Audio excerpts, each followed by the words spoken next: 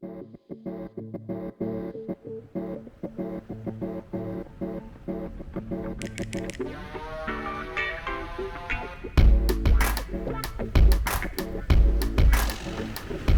how's it? I'm Jeff from Kauai Foil on a secluded little location on Kauai here. Wanted to give your first-time buyer some great information about what to buy, what to look for when you're first buying your very first foil.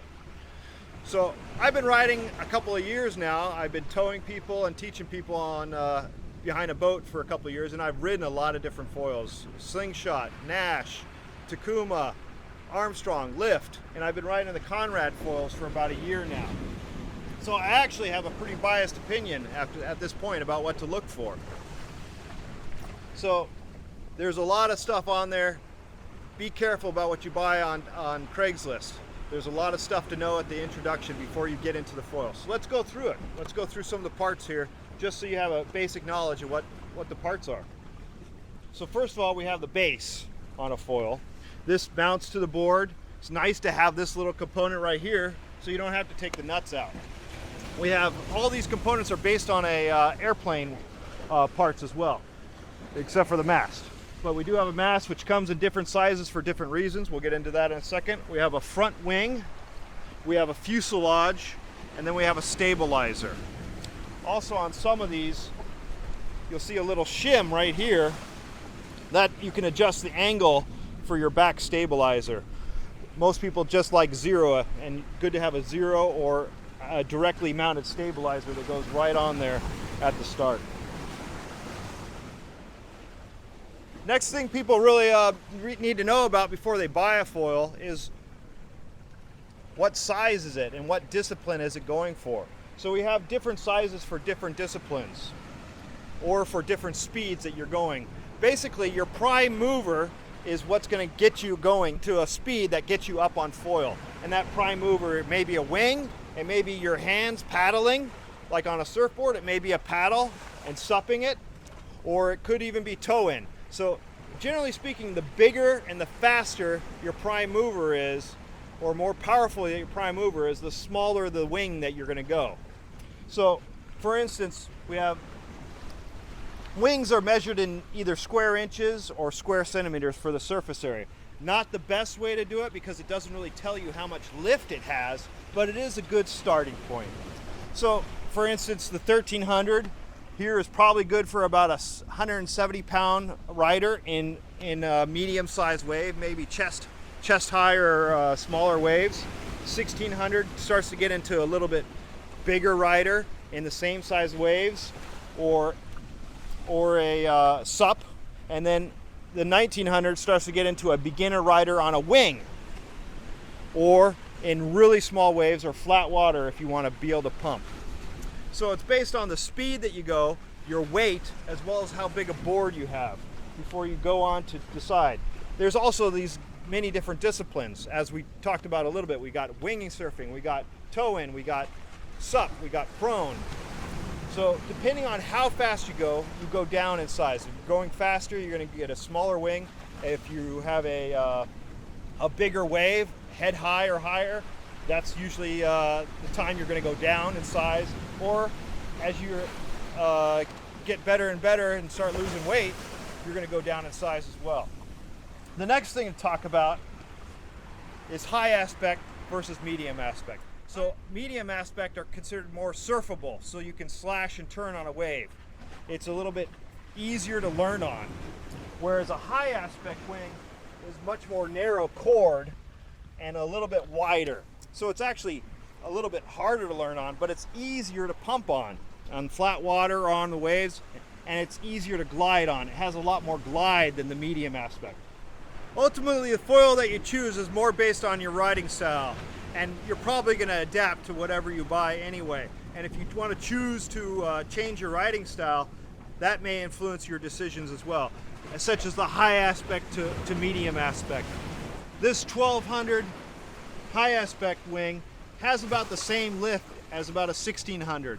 As we talked about before, the 1600 medium aspect is going to be a little bit easier to turn on, a little bit easier to learn on. The 1200 high aspect wing is going to be better for pumping in flat water or for gliding. It's going to be a little bit harder to turn on. It's kind of the same thing as a aircraft wing. Medium aspect may be more like a fighter, where a high aspect wing is more like a glider. The next question a lot of people are kind of confused at first is, what should I buy? Should I buy the full carbon expensive package? What about the aluminum and carbon combinations? What's the difference? Well, for me, I actually like the aluminum carbon combination because it's a little bit cheaper. It stands up a little bit more. It's a little more labor intensive in that you have to take it apart more often and take care of it. But for the money, I feel it's the best combination out there. Almost every company is doing carbon fiber for the front wing and the stabilizer. Several companies exclusively only offer full carbon for the mast and fuselage. And that's definitely a lot lighter. It's a little harder to fix, and it's definitely a little harder to get more components. Some companies, even their front wing, like SPG and also Lift, their front wing makes up part of the fuselage as well. So if you're buying a new wing, you're also buying some of the fuselage. So that makes it a little more expensive as well that way. But for the money, I think the carbon and the aluminum package is a great deal out there. You do save a few pounds when you go full carbon, but at this point in my surfing, until I'm ready to start boosting 360s, do some aerial 360s, I don't think it's making a huge difference, about a pound or two. Konrad actually makes one of the lightest aluminum ones on the market, and also offers a full carbon package that is equally as performance oriented as any of the top brands out there. Next question people have is how to learn. Well, definitely by far the people that can learn the quickest are those that have a buddy that can pull them behind a boat. Take a lesson. You're not going to be able to foil, really be ready for that feeling once you're up on foil until you actually spend some time. It's useful, very useful to eliminate all those other components of paddling in and popping up or paddling hard or holding the wing and try to get up on foil if you don't know what it's going to feel like when you get on foil. So definitely, number one, take a lesson. One time on the boat saves 10, 20 times in the water struggling. It makes a huge difference. You don't just jump into a car for a first time at 16. Maybe some of you did, but more than likely it's going to end up badly if you jump into a car without a lesson. So the next thing people want to know is, what do I look for? I just found this foil, I'm checking it out. What are some things that I need to look for to see if it's a good foil? Well, one thing for sure is, can you take it apart? If the foil can't be taken apart, this is the way you're going to carry it to and from the beach. This is the way you're going to put it in your garage or in your house. So taking it apart for me is a pretty critical idea. Some of the things to look for is, how is this connection right here? This is one of the most critical connections, is the fuselage to the mast. A lot of companies, we could see on this one, just have a top plate that mounts. They might connect it this way. I think this deep shaft connection makes a huge difference for people, that it keeps it super tight no matter how many times you strike the reef. Still a very tight connection. Some wobble here, that's going to be annoying. The other connection right here is to the mast to the fuselage. This also has a tendency to break on some manufacturers, so you got to watch out that. So overall, feel it. Does it wobble at all? And will just tightening it up secure that wobble a little bit? Will that be enough? One other part that does come loose on some people, especially if you have a smaller screw or a Phillips head, if you do have a Phillips or a Star screwdriver, that is going to strip. If you don't take very good care of it, rinse it off, and lubricate it very well, it's definitely going to strip. That's why I actually like these M8. A little bigger bite And the star or the Torx head here is definitely going to be able to allow you to torque it in there good and allow it to get you torqued so that it doesn't come loose. A smaller screw, an M6 that a lot of customers use, or just the stainless steel is not as strong. Stainless, the top quality is definitely titanium. That's what all the components are on the Konrad. Next down, you need to at least have stainless steel for these. If you don't have that, you're not going to be taking your foil apart. If you're looking at a foil, you want to make sure that they've taken care of it. Best practices are use some kind of lubricant on these bolts. Make sure all these connections have been well lubricated, no rust. If you could take them out, take the bolt out, that's a good start. A couple of the best ones that I like are White Lightning or Tef Gel. There's Permatex out there, there's lanolin, there's just any other lubricant. But these I like the best because they don't stain your board shorts. Every one of these connections need to be well lubricated. If you don't, it's going to be a problem in about a week if you're in salt water and it starts corroding. This kind of scratch doesn't matter at all when you're looking at your foil. Little reef scrapes here, as long as it doesn't go through, that's a pretty easy fix. It doesn't affect the performance or the speed hardly at all. Completely unnoticeable, no matter the scratches. It's actually a pretty easy fix. You could do a little wet sand on it, 200 or 300 sandpaper. You could wax it down with car wax, but pretty much unnoticeable. Now that you've picked out your foil and you're ready to get it attached to a board, people's next question is, hey, what board should I get? Is this a good board? Well, if that board's been painted a few times, I would be very suspect. But let's go through it a little bit here. The biggest problem on a lot of boards is this connection point. There's two different connection types. This is a track box, 90mm foil box. And then the other connection is a tuttle box, goes right through.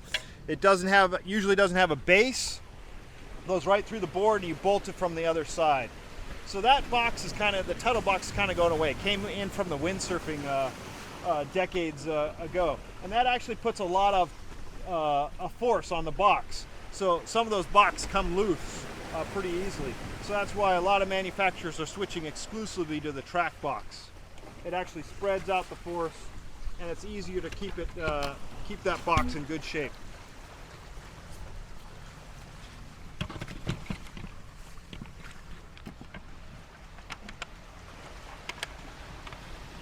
So when you attach your board, it doesn't need to be super tight, but get it tight enough so you can tell. What we're looking for is any spongy areas. Some board manufacturers have not reinforced this enough. Konrad's boards are nice because the track box is actually reinforced. The stringer runs right through that track box on both sides. So it's super reinforced and never had a problem. But you get it tight. Is there any spongy areas around here that you need to look for? Is there any depressions? All along the edges as well, any spongy areas? Is it watertight? Those are the different things to look for. This is my prone surfboard at about 40 liters. So I like a little bigger board, maybe 46 liters. I'm over 200 pounds for a little more paddling. This is a good board for maybe the 180 pound or the maybe 150 pounder. SUP, you're going to use a board that's probably about 140 liters for start, or maybe even 8-foot board if you're first getting into the waves. The SUP, you want to make sure you can stand on it in flat water without it sinking if you're going to get started on it. Same thing with wing board. A lot of people are started on about a 120 liter board for a wing, maybe down to about a 100 liter board to start. As long as you can get up and stand on it and get going, you're good. But just look very carefully at the board, all of it. Make sure it's watertight, no spongy parts. That's going to be a problem. And the other big thing is the volume.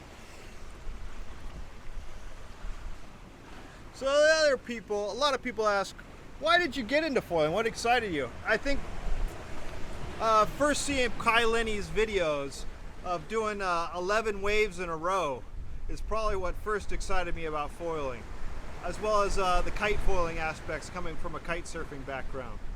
But I'm definitely all in. Foiling is very addictive. No matter what you buy, addiction is going to grow. You're going to buy more gear to expand your repertoire and go out in different conditions. Well, whether you want to try sup foiling, wing foiling, prone foiling, toe foiling, Konrad has the gear to get you there, and it's a high quality. Trust me, if you think at all that you're going to get into foiling, don't buy cheap. Go for some good quality gear that you can upgrade and downgrade without buying a lot of extra components. Let's get out there and get foiling.